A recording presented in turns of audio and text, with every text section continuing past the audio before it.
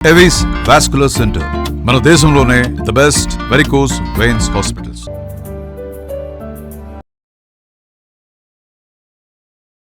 నమస్తే రమ్య గారు. నమస్తే జయ.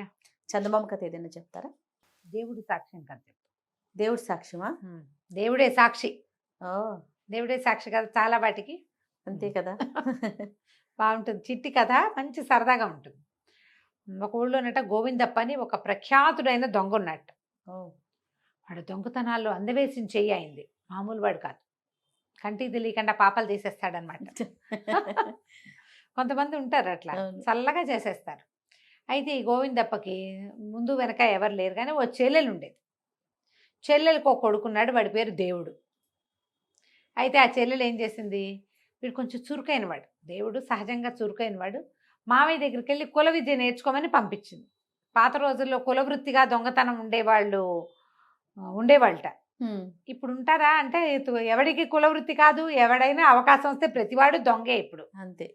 అవకాశం రావాలి. అవకాశం వచ్చినా దొంగతనంగా చేయకుండా ఉండేవాళ్ళు, తప్పు చేయకుండా ఉండేవాళ్ళు ఉన్నారు, కానీ చాలా తక్కువ పర్సంటేజ్. హ్మ్.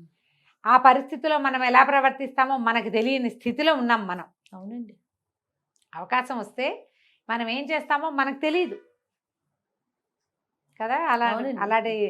అలాంటి రోజులో ఉన్నాం. ఉన్నాం. ఆ రకమైన కలికాలంలోకి వచ్చేసాం మనం. అయితే ఈ దేవుడికి బోల్డ్ రకాల దొంగతనాలు చిన్నవి పొన్నవి నేర్పించాడు. అయితే ఏమైంది, ఆ ఊళ్ళో ఒక జడ్జి గారు ఉన్నాడు. ఏమనాలి దాన్ని, న్యాయాధికారి. ఈ న్యాయాధికారి గారు బాగా సంపాదించాడని ప్రతీతి. ఈయన అన్నాడు, ఒరే చిన్నవి పొన్నవి చాలా నేర్చుకున్నావు, ఇల్లు కొల్లగొట్టడం ఎలా చూద్దాం మనం, వాళ్ళ ఇంటికి వెళ్దాం రా అన్నాడు. సరే, సాయంకాలం చీకటి పడింది. కొంచెం 7 గంటల వేళ చల్లగా ఇళ్లలోకి ప్రవేశించి వాళ్ళు తలుపులు వేసినేసరికి బయటకు వచ్చేయాలి. వీళ్ళెట్టది హ్మ్. సాయంకాలం తలుపులు తీసి ఉంచుతారు ఎవరైనా, గుమ్మాలు తెరిచి ఉంటాయి కదా సందె గుమ్మాలు. రాత్రిళ్ళు తలుపులు వేసుకుంటారు. ఆ తలుపులు వేసుకునే లోపల ఇల్లు పెట్టయిపోయే లోపల బయటకు వచ్చేసేయాలి. సరే, ఇద్దరు వెళ్ళారు. ఈ న్యాయాధికారి గారు అదో రకం మనిషి. వాళ్ళ ఇంట్లో ఏదో కథ నడుస్తూ ఉంటుంది. ఈ వెళ్ళిన వాళ్ళిద్దరు ఏం చేశారు, కుర్రాడు అన్నాడు, ఆకలి దహించుకుపోతుంది మావయ్య, తినటానికి ఏమైనా ఉన్నాయేమో చూస్తా అంటే, ఇతను అన్నాడు, నేను మిద్దె మీదకి వెళ్తాను, మేడ మీదకి వెళ్తాను, బెడ్రూములు మేడ మీద ఉంటాయి మామూలుగా, డబ్బులు ఏమైనా దశకం పైన దొరుకుతుందేమో చూస్తాను రా, నువ్వు కిందుండు, కింద ఏదైనా తినేసి రమ్మంటే కుర్రాడు భోజనం కోసం వంటిల్లో వెతకడానికి వచ్చాడు. ఆ వంటింట్లో ఓ పక్కగా ఈ న్యాయాధికారి గారి భార్య పమట పరుచుకొని కొంగుపరుచుకొని నిద్రపోతోంది, కునుకు తీస్తోంది అనమాట. ఈ న్యాయాధికారి అదో రకం మనిషి అని చెప్పాం కదా. పిల్లలు లేరు, భార్య భర్త ఇద్దరేను. ఆయన రావాలి, చీకటి పడి ఇంకా రాలా. ఆ రోజు ఏమైంది, ఏకాదశి. వీళ్ళు పొద్దునుంచి ఉపవాసం ఉన్నారు భార్యాభర్త. సాయంకాలం సాధారణంగా పలహారం చేసుకుంటారమ్మా చాలామంది ఇళ్లలో. ఏకాదశి నాటి రాత్రి పగలు తినకుండా ఉంటారు, కానీ రాత్రి ఏ ఉప్పుడు పిండో చేసుకుంటారు. కొంతమంది మధ్యాహ్నం తిని రాత్రి ఏమీ చేసుకోకుండా ఉండేవాళ్ళు కనపడతారు. పూర్వకాలం అంతా సాయంకాలం ఏదో చేసుకునేవాళ్ళు. ఆవిడ ఏం చేసిందట, 8 అట్లు పోసింది, మినపట్లు అంటే దోశలు. ఈ అట్లల్లో నలుచుకునేందుకు అంత కొబ్బరి పచ్చడి చేసింది ఓ గిన్నెలో. అక్కడి నుంచి ఏదైనా మరి పొద్దునుంచి నీరసం, మరి 50 ఏళ్ళు దగ్గర పడ్డ వాళ్ళు నీరసాలు వస్తాయి, రేపొద్దుడికి షుగర్ లో అయిపోతుంది. అందుకని ఏం చేసింది, పెసరపప్పు పాయసం చేసింది, పెసరకట్టు పాయసం అంటారు అంతా. ఆ గిన్నె, ఈ 3 గిన్నెలు ఇవి, ఈ దోశలు అట్లేమో ఒక పళ్ళెంలో పెట్టింది, పచ్చడి వచ్చిన మట్టు గిన్నెలో ఉంది, 2 కంచాలు కూడా అక్కడ పెట్టుకుంది పళ్ళేలు.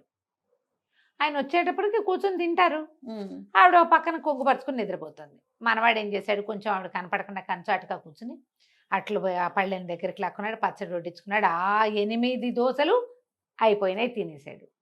అక్కడి నుంచి మూత కదిలేసరికల్లా పెసరకట్టు పాయసంలో మనం ఏం వేస్తాం, జీడిపప్పు కిస్మిస్ కాస్త ఏలక్కాయలు వేస్తారు. ఘుమఘుమలాడుతుంది. తీపి బెల్లము ఏలక్కాయ తగిలిందంటే ఇక అసలు జిహ్వ లేచిపోతుంది.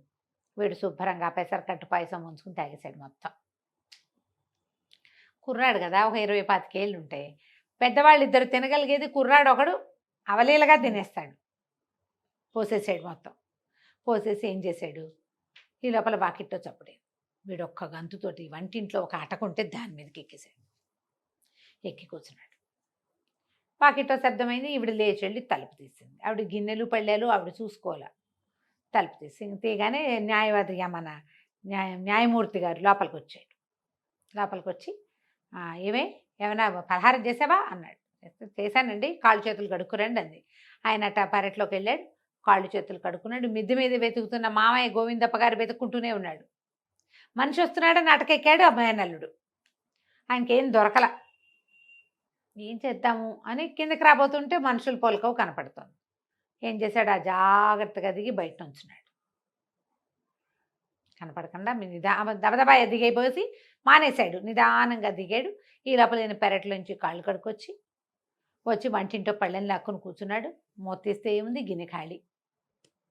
ఏం చేసావే నీ మొహమండా అన్నాడు. ఏం చేయటం ఏమిటి, పెసరకట్టు పాయసం ఉండాను మీరు చెప్పారని అట్లు పోసాను, ఇదిగో అని అట్ల మూతీసింది. అట్లు లేవు, పచ్చడి లేదు, పెసరకట్టు లేదు. అయ్యో అయ్యో ఎటైపోయినాయండి అంది ఆవిడ. అనగానే నీ మొహమండా, నిద్ర మొహాన్ని అన్నీ తినేసి ఉంటావు అని తిట్టడం మొదలుపెట్టాడు ఆయన. రామాహరి, నేనెందుకు తింటానండి, 8 అట్లు పోసా, కొబ్బరి పచ్చడి చేశా, మీకు ఇష్టమైన ఎండుమిరపకాయలు పచ్చిమిరపకాయలు 2 వేసా, పచ్చడి నూరిన రోజులు ఇంకా కడగనే లేదు, పెసరకట్టు పాయసం వండాను, పొయ్యి ఇంకా ఆరనే లేదు, తెచ్చి ఇక్కడ పెట్టాను, కాళ్ళు పీక్కొస్తున్నాయని పడుకున్నానండి, తలుపు కొడితే లేచా, నేను తినలేదు రామాహరి అంటుంది. నువ్వు తినకపోతే ఎవడు తింటాడు, గిన్నె అయితే కనపడుతోంది, పక్కన పళ్ళె ఉంది, వీడు ఎంగిల్ చేసింది, ఎంగిల్ పళ్ళెం కనపడుతుంది, తిన్నావు నువ్వు అని ఆయన అరుపులు కేకలు. ఆవిడల్లా బోది బోమని కేకలు పెట్టింది. దేవుడే సాక్ష్యం అంటుంది ఆవిడ. అనేసరికి ఈయన మూలనన్న ఒక దుడ్డు కర్ర లాంటి చేతులు తీసి పెళ్ళాన్ని కొట్టబోయినాడు. అయ్యో, కొట్టబోతే వీడు పైన కూర్చున్నాడు కదా, ఆవిడేమో దేవుడే సాక్షి అంటోంది, అంటే మనమే. అదే వీడు ఒక్క దూకాడు పైనుంచి. ఆవిడ కొడతామేమిటి బుద్ధి లేకుండా, దేవుడే సాక్షి అని చెప్తోందా, నేనే దేవుణ్ణి, తిన్నాను అవన్నీ. తినేశాను 8 అట్లు, కొబ్బరి పచ్చడి వేసుకున్నా, బాగుంది, తినేసా. తర్వాత తీగా బాగుందని పాయసం కూడా తాగేశా, ఒట్టి గిన్నెలు అక్కడ పెట్టా, ఆవిడ తినలా, నేనే తిన్నా, నేనే సాక్షి, సరేనా అని బయటికి అన్నాడు. అనగానే ఆయన నిర్కాంతపోయాడు. ఆవిడ వీడెవడో తెలియదు వాళ్ళకి, నేనే దేవుడు అనేసరికల్లా ఒక్క క్షణం ఏకాదశి వాళ్ళకి అవన్నీ గుర్తొచ్చినాయి. ఈ లోపల ఏమైంది, వీడు గొంతు ఎప్పుడో గైగేయమని వినపడేసరికల్లా ఆ మావయ్య బయట నుంచి ఒరే దేవుడు అన్నాడు, వస్తున్నా అని పరిగెత్తుకుంటూ వెళ్ళిపోయాడు. వీళ్ళిద్దరూ తెల్లబోయి నిర్ఘాంతపోయి అవన్నీ అయ్యి తెప్పరిల్లేసరికల్లా వాడు వెళ్ళిపోయారు. ఇద్దరు వెళ్ళిపోయారు. అప్పుడు ఆవిడ ఏమంటే దొంగ వెదవేమోనండి వాడు, కేకేయండి ఎవరినైనా అంటే, ఎవరుంటారు జమాన్లు వాళ్ళు వీళ్ళు, న్యాయమూర్తి గారు వాకిట్లో ఎవరు ఉండరు, సాయంత్రం పోతారంతా. వీళ్ళిద్దరూ బయటికి వెసురుగా 4 అడుగులు వేసి చూసేసరికి ఏమీ లేదు, వాకిలి ఖాళీ, పైన ఏం దొరకలేదు, వీడు కడుపు నిండా తినేశాడు, వెళ్ళిపోయారు. జంపు కథ కంచికి మనం ఇంటికి. చక్క సృష్టిగా భోజనం చేశాడు, వెళ్ళిపోయాడు అంతే. మనం అలా దొంగలు వచ్చి భోజనాలు చేసిన కథలు ఎన్నో కథలు సినిమాలలో కూడా కనపడతాయి. వాటన్ని కథలకి ఆద్యము చందమామ కథలే. చందమామ కథల్లోనే కనపడతాయి మనకి. ఎక్కడి నుంచే తీసుకున్నారు, వాళ్ళ తెలివితేటలైతే ఖచ్చితంగా కాదు.